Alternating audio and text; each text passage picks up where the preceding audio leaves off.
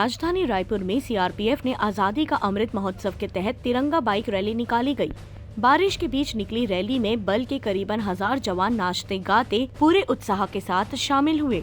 राजधानी के मुख्य चौक चौराहों से निकली रैली में सीआरपीएफ के डीआईजी संजय कुमार सिंह और कमांडेंट विजय कुमार सिंह भी शामिल हुए। बता दें कि भारत स्वतंत्रता के 75 साल पूरे होने पर आजादी का अमृत महोत्सव मना रहा है। इसके तहत देश में हर घर तिरंगा अभियान का शुभारंभ किया गया है। पीएम नरेंद्र मोदी ने आजादी का अमृत महोत्सव की शुरुआत साबरमती आश्रम से एक पदयात्रा को हरी झंडी दिखाकर किया था।